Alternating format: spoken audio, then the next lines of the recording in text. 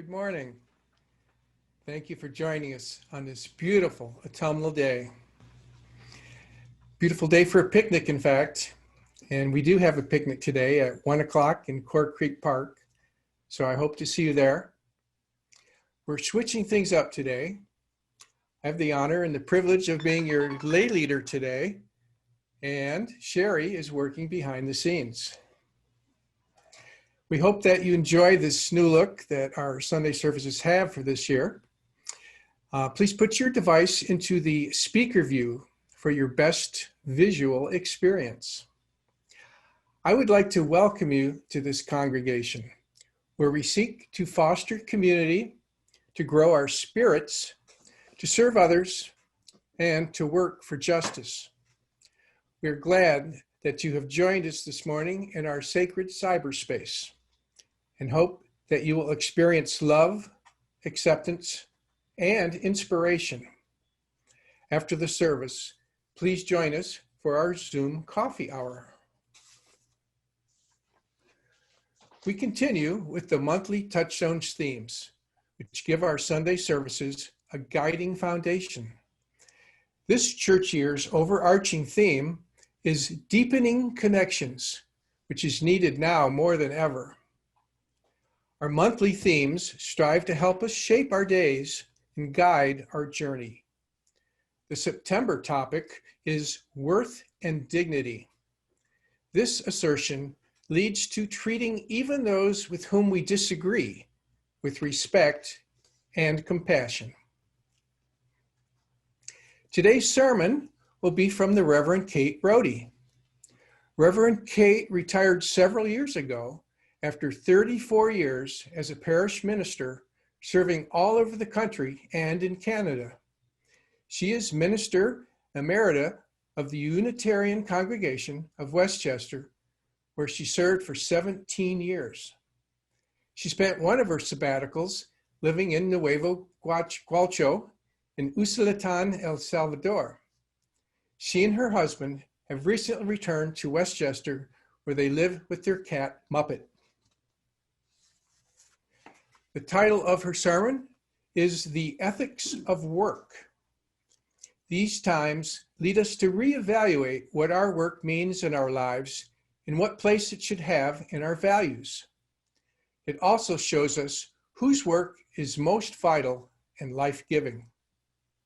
Now, let us enter into worship together.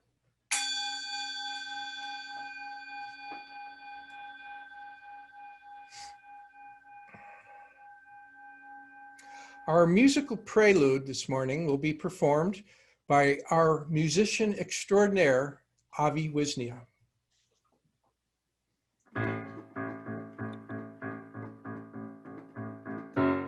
Tumble out of bed and I stumble to the kitchen, pour myself a cup of ambition and yawn and stretch and try to come back to life. Jump in the shower and the blood starts pumping. Out on the street, the traffic starts jumping with folks like me on the job from 9 to 5. Working 9 to 5. What a way to make a living, barely getting by. It's all taking and no giving. They just use your mind and they never give you credit. It's enough to drive you crazy if you let it. 9 to 5 for service and devotion. You would think that I would deserve a fat promotion. Want to move ahead, but the boss won't seem to let me. I swear sometime that man is out to get me. Yeah. They let you dream just to watch them shatter. You're just another step on the boss man's ladder, but you got dreams they can never take away. You're in the same boat with a lot of your friends, waiting for the day when the ship will come in and the tide's gonna turn and it's all gonna roll your way. Working 9 to 5, what a way to make a living, barely getting by. It's all taking and no giving. They just use your mind and they never give you credit. It's enough to drive you crazy if you let it. 9 to 5, yeah, they got them where they want you. There's a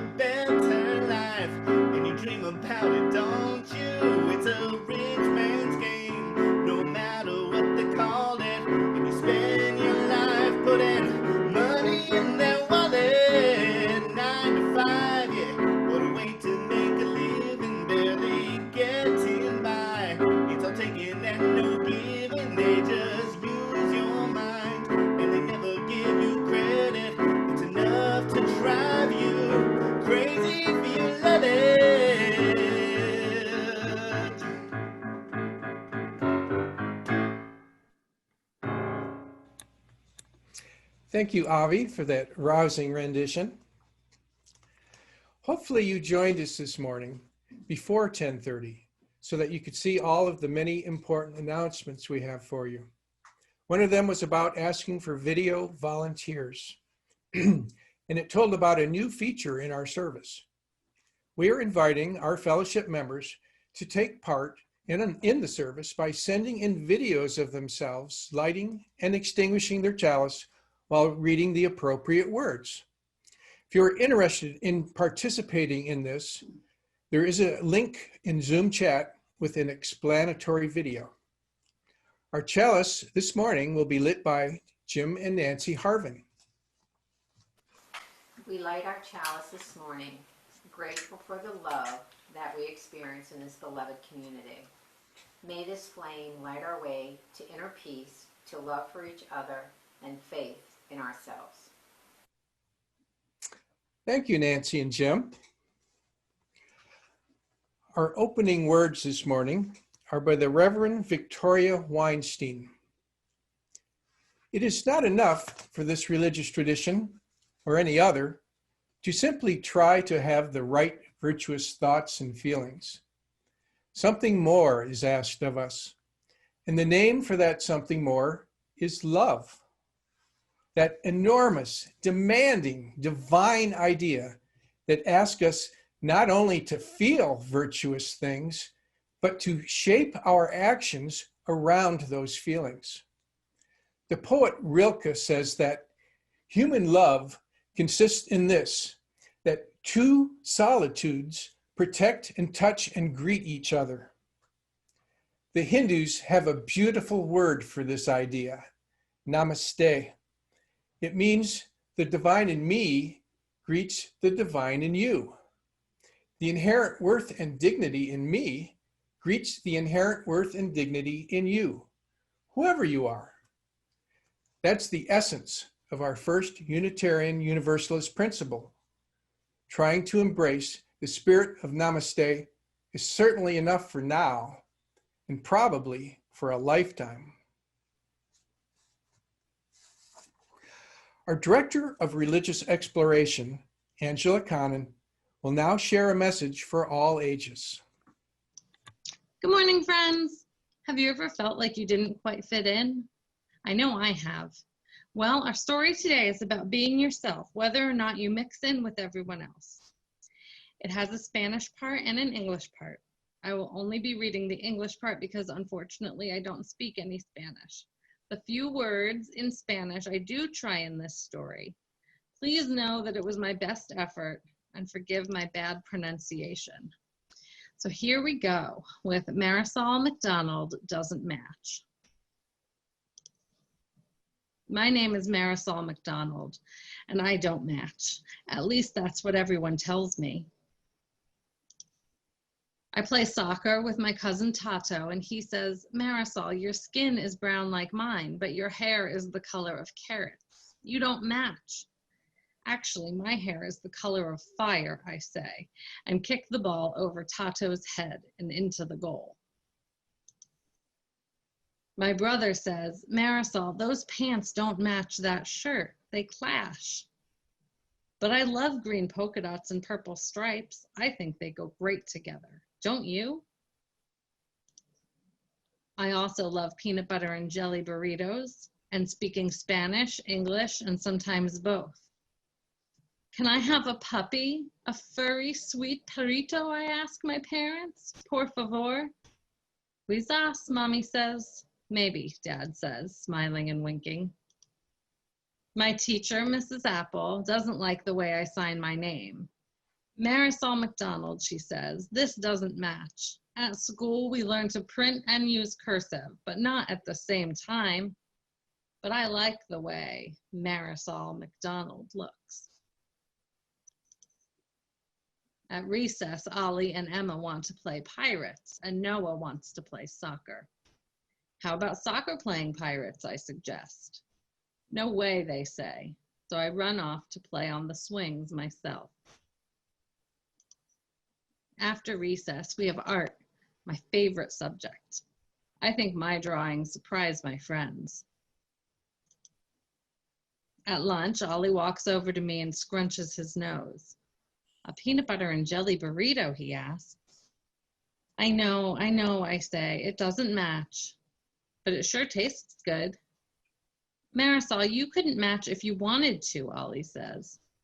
Oh yeah, I bet I can. The next day, I wake up and decide that today, I, Marisol McDonald, will match.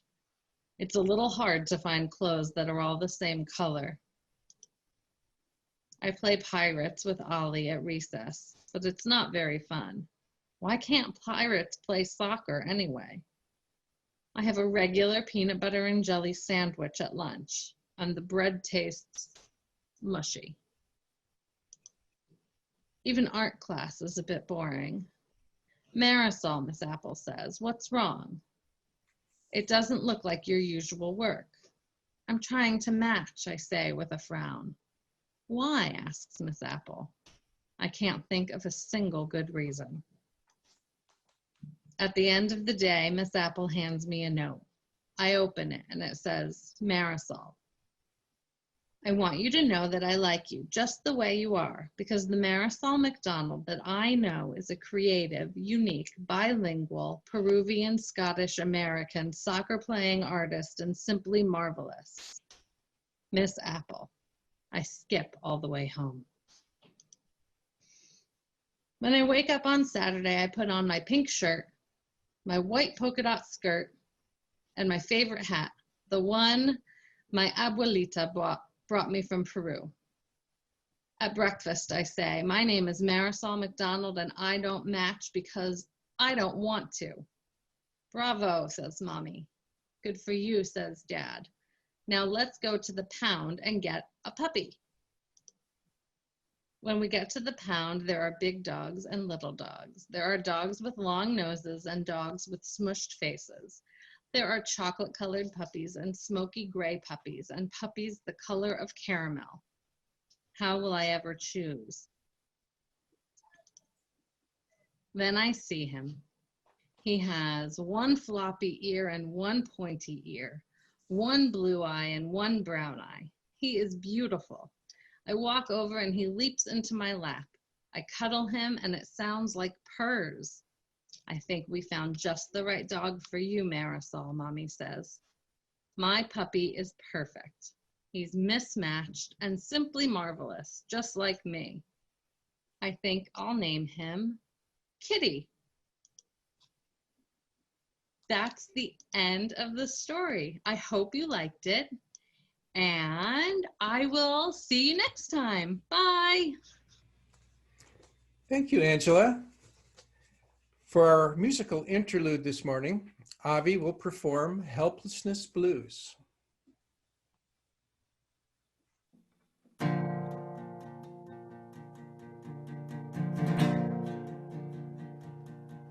I was raised up believing I was somehow unique, like a snowflake, distinct among snowflakes, unique in each way you can see. And now after some thinking, I'd say I'd rather be a functioning cog in some great machinery, serving something beyond me. But I don't know what that will be. I'll get back to you someday soon, you will see.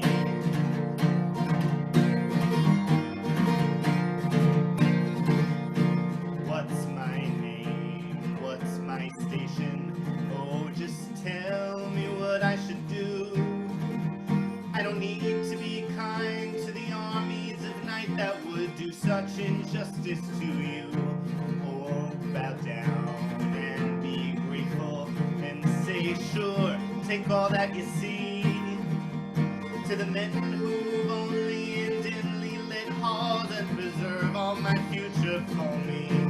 And I don't know who to believe. I'll get back to you someday soon.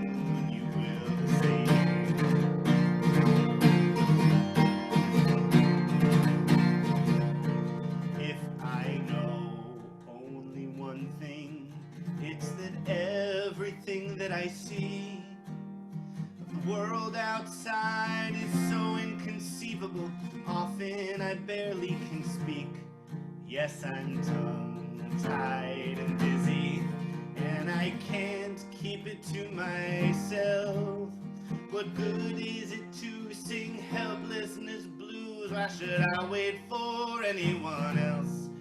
And I know you will keep me on the shelf.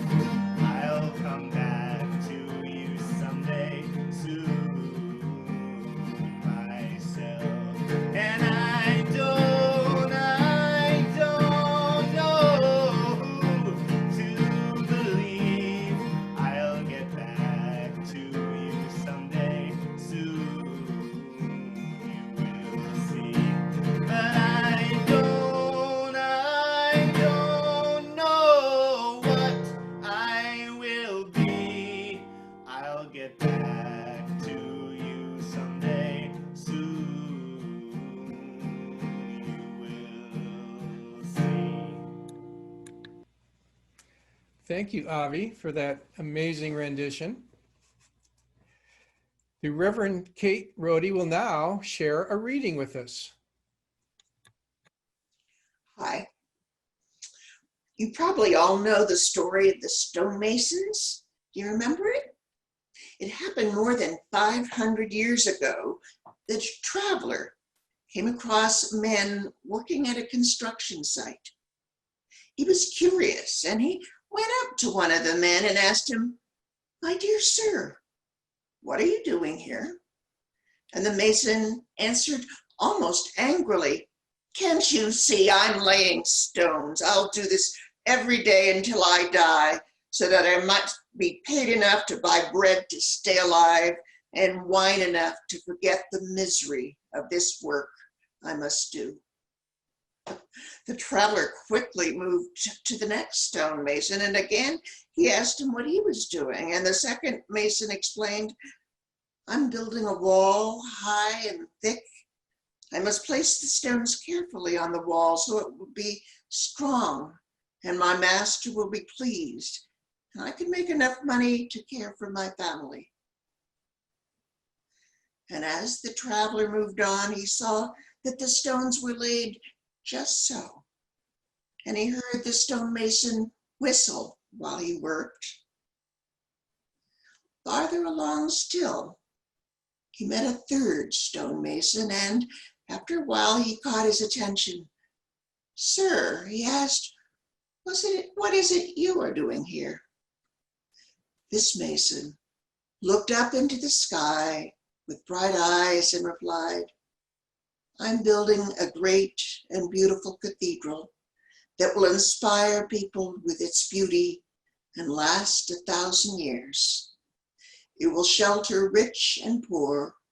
Kings will be crowned here. Beggars will be given food for their tables.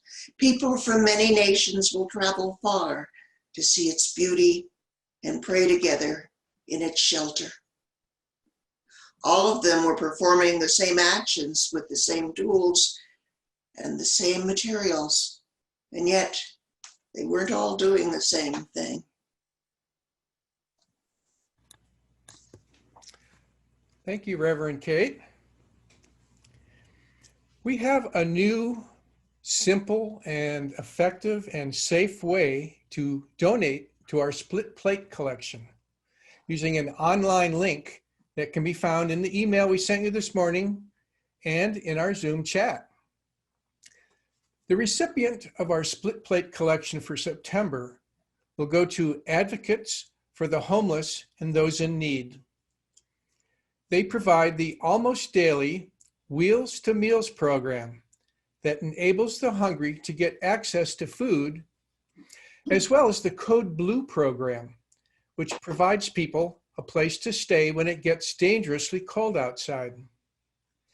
People are suffering more now due to the consequences of the pandemic. Things may get worse before they get better. Please donate with your heart.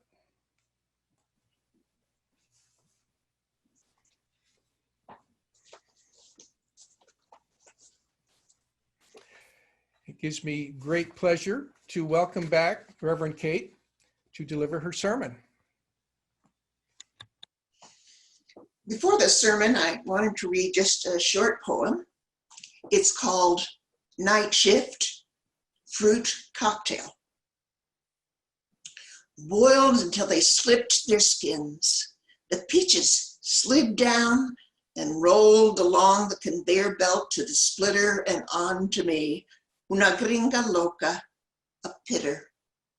I grabbed, gouged, grabbed again. Hot wafts of syrup made skin sticky, gluing hair nets to hair, but unable to seal the earplugs from the din of 600,000 jerking cans of tin.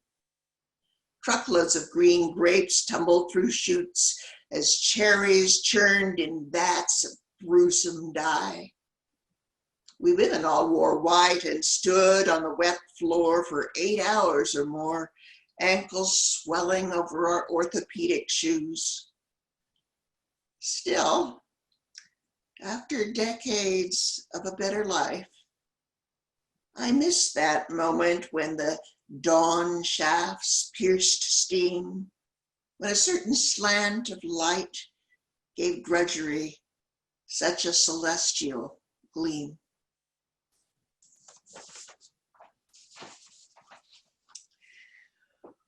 Well, Sherry asked me to speak, and she said you had certain themes for the month.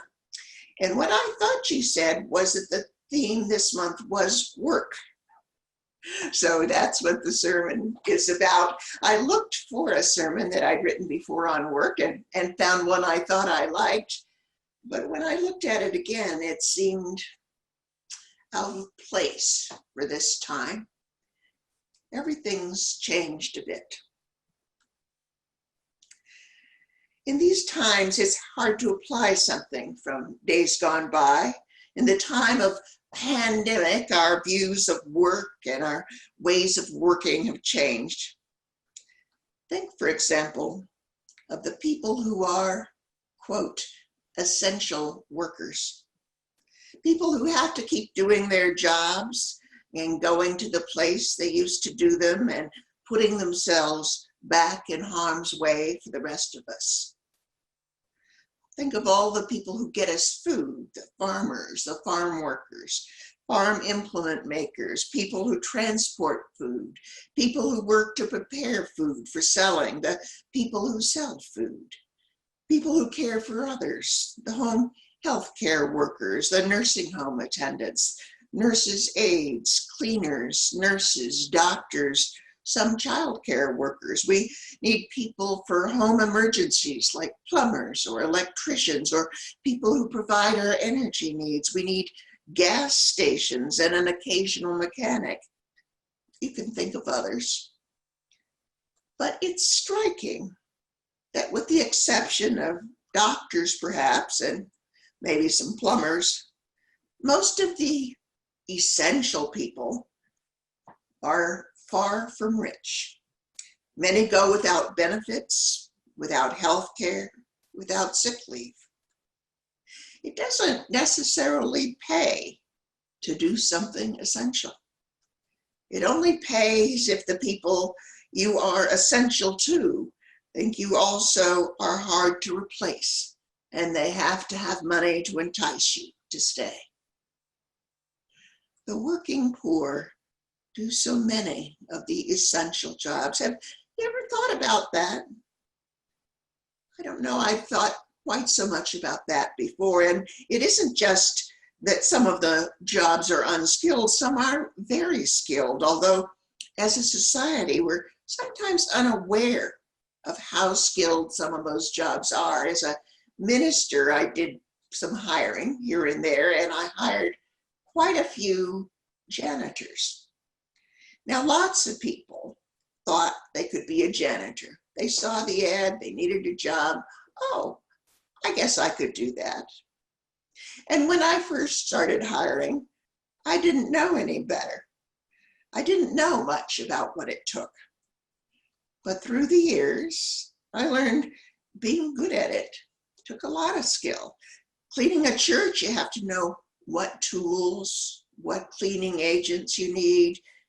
It's a large cleaning job. You need to clean thoroughly, but efficiently so that you don't get too tired and it doesn't harm your body, but you do it well. You need a plan. You need to communicate well with the staff member in charge. You need to keep a reliable schedule, yet have some flexibility for special events.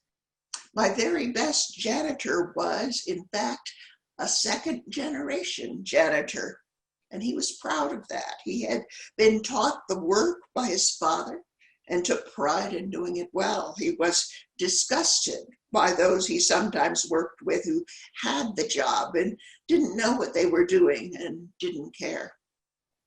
It made me realize that this wasn't a job just anyone could do well. It wasn't unskilled, but we paid as if it were. And sometimes we are lucky and sometimes we aren't, but if we paid in a way that rewarded the skill, we would get better work and probably more work for less money, and we'd all be happier, I think. During a pandemic like this, having a good janitor is particularly a good thing. We need a cleaner who can really clean. A few weeks ago, my husband, who during some recent medical treatments became friendly with the other men in the treatment room where they waited daily, he'd gone out to lunch with them more than a few times, and he was out to lunch with them that day. Now, unusual for us, these were guys with a totally different worldview than most of the people we know. They had, for one thing, a lot more money, and they're Republicans. And that was okay, but the last lunch together, they were going on and on, the Republicans, about how hard each of them worked to get where they were. So David, who's a retired reference librarian, son of a postal worker who often had to take 2 jobs to support the family, said to his friends, "Well, I grew up where my family taught me to be a shirker and not to work.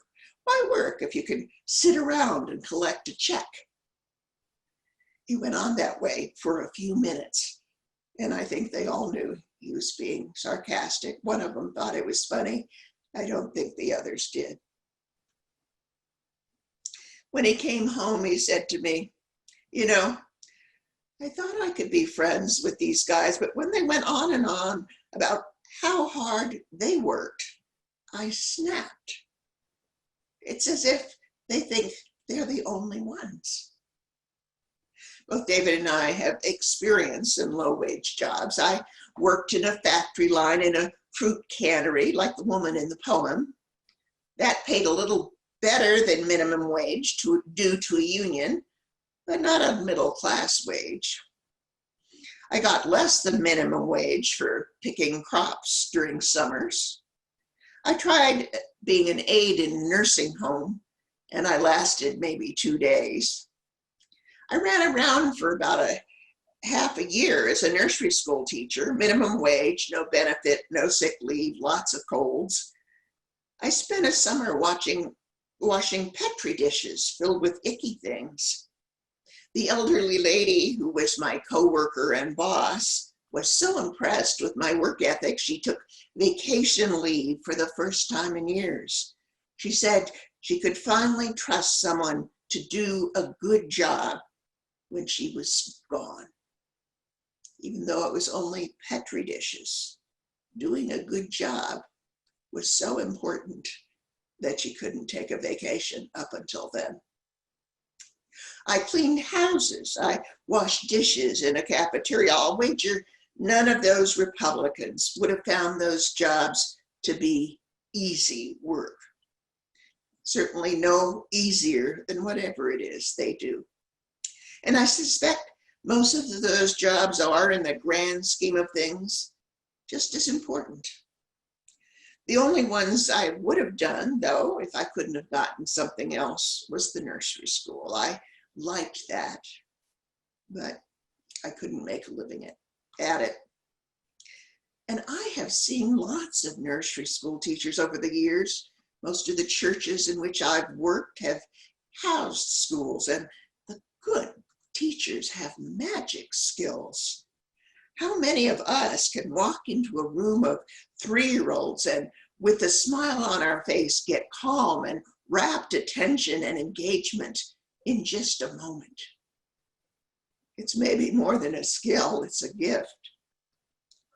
All of the jobs I did required skill to do well, but people wouldn't pay for it.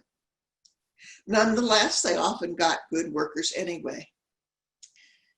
When my dad was in his 80s, 12 years ago, he came to live with us, and with us in our 60s and with me still working, we needed help. Any of you who've been in a position to look for someone to help care for a sick or elderly relative know how hard it is to find. If you go to an agency, workers are paid even more poorly. And it's one of those jobs people think anyone can do. They can't.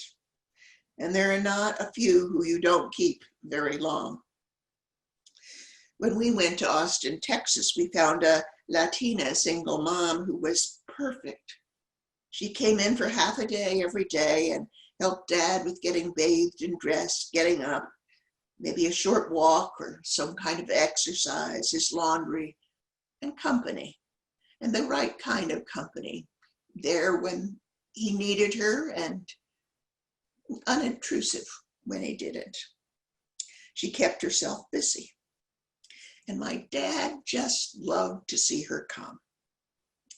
She was a person we came to realize had a real vocation, working with elderly people like my father, caring for them.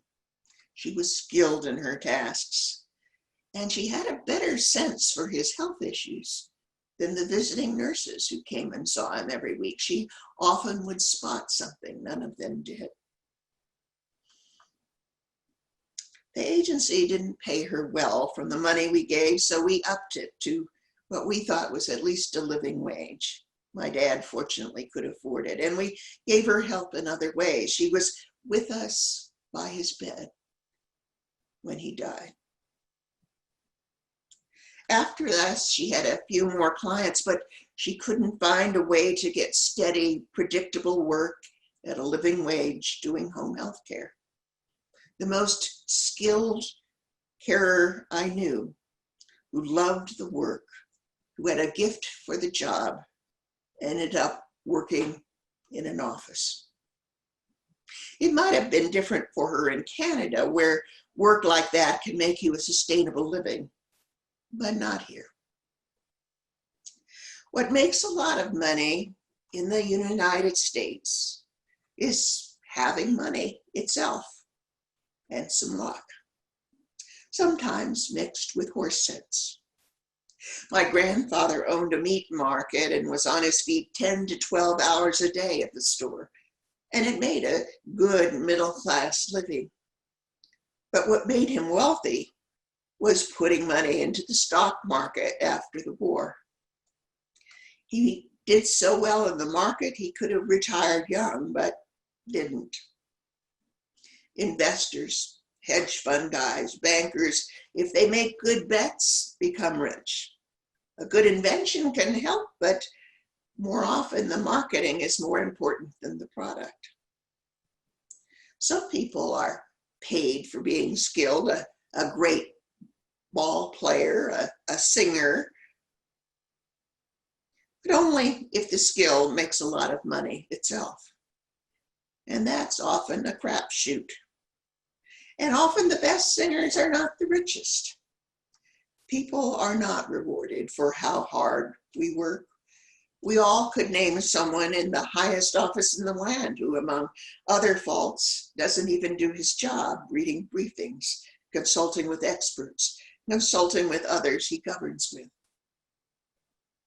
And while I always intended to go to college because of the kind of work I thought I would like to do, working in a factory for the summer as I did would have egged me on to go to college if I'd had any doubt about going. I've worked jobs requiring more skills, but I would challenge any of my husband's friends to work any harder than working in a cannery or picking crops. Last time I wrote about the ethics of work, it was about doing work which didn't harm others. How can we in our working life live our values? Well, not only is it the amount of money a worker receives that's not correlated with how important the work he does is or how hard she works. I suspect ethics may be inversely correlated with earnings. Unethical people, unethical work and people who do ethical jobs in an unethical manner tend to be paid more. In some ways, that's part of the difference. Money, if it's a cheap motivator for doing jobs, it's a motivator for doing jobs unethically, from robbing banks to running a fake college to running a business that pollutes or making a bad product. It's motivated by money. Taking care of people, growing food, healing, building something of value, teaching well are necessary and highly in keeping with our values. So that's easy to do ethically, but even there are temptations for those doing good work. There's the pharmacist or grocer who's always been ethical and succumbs to a temptation to sell something whose goodness has expired, or else bear the loss himself. There's the worker who goes to work ill. There's the minister who goes with the crowd rather than speaking up for what's right.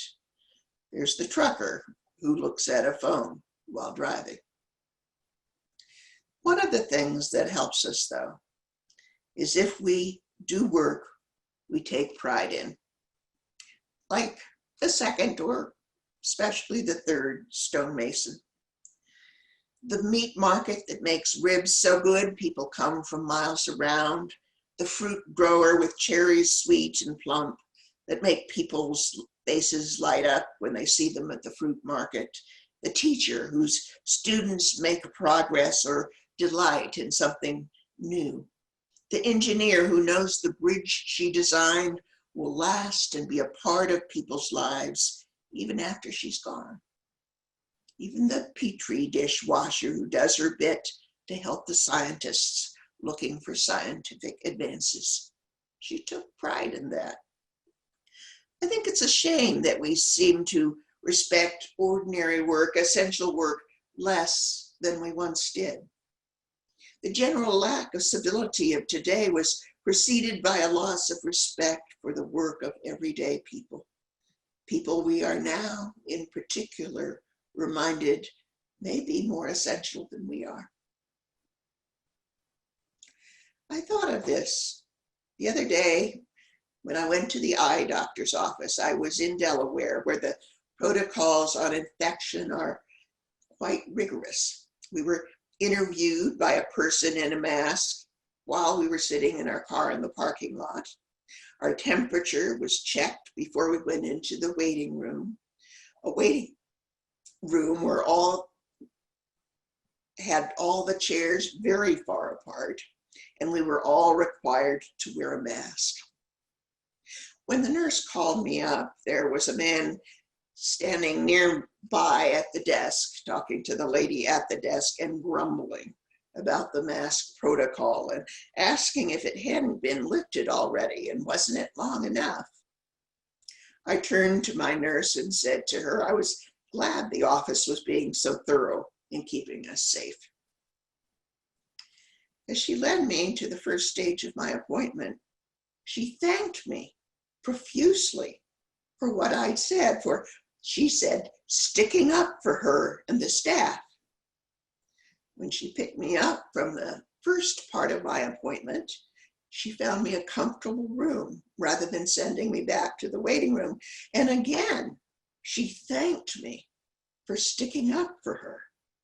And toward the end of the appointment, she thanked me yet a third time. I was, of course, more than a bit surprised to get quite that much gratitude for an offhand compliment. I could only suppose that complaints were rife, even in the office of one of the most distinguished eye surgeons in the area, and praise from the public is in short supply. Odd, particularly when we all know how challenging a time it is for medical personnel, but it made me aware of how much praise and recognition can mean to each of us in our work, particularly in hard times. Now I'm trying to do that more. I'm particularly conscious now of how important it is in hard times. How when the things that normally sustain us in our work aren't quite enough, being seen approvingly for the good work we do makes a lot of difference. I know it makes me work a little harder and take a little more pride, and in my own work, when going through a difficult patch, even one person taking notice that I'm doing the right thing makes all the difference.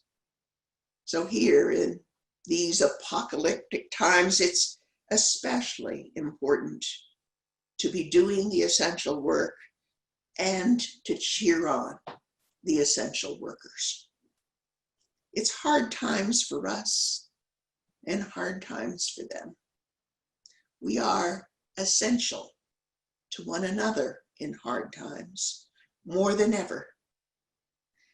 And many people we now think about are more essential than we do. Thank you, Reverend Kate, for that very timely message. Now is the time in our service when we recognize and lift up one another in love. Let us be fully present and listen with open hearts. If there are joys and sorrows of those who could not join us today, they will be found in Zoom chat. If you wish to share something now, click on Participants and then click Raise Hand, and we will help you unmute. For everyone's benefit, please be brief. I don't see any raised hands. Yes, raised hands. And it looks like no one has a joy or sorrow today.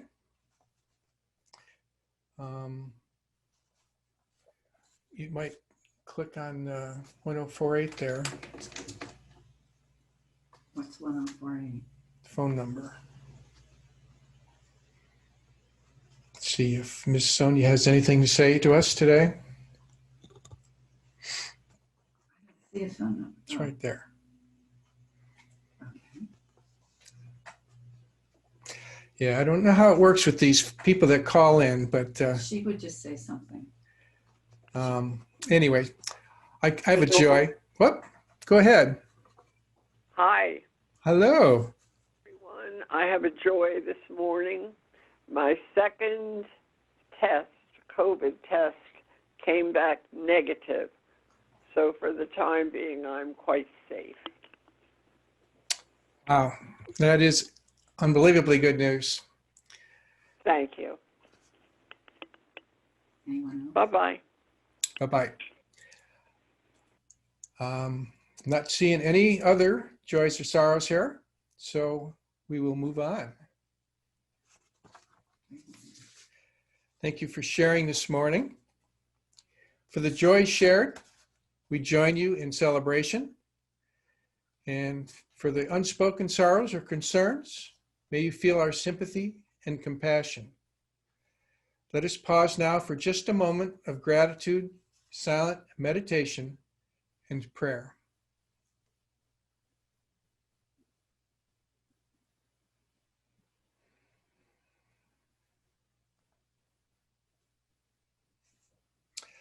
Avi will now perform one of my favorite hymns for our closing song.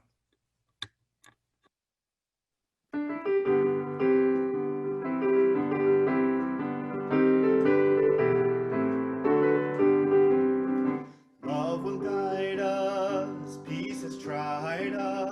hope inside us will lead the way on the road from greed to giving. Love will guide us through the hard night. If you cannot sing like angels, if you cannot speak before thousands, you can give from deep within you. You can change the world with your love. Love will guide us, peace has tried us, hope inside us will lead the way on the road from greed to giving. Love will guide us through the hard night.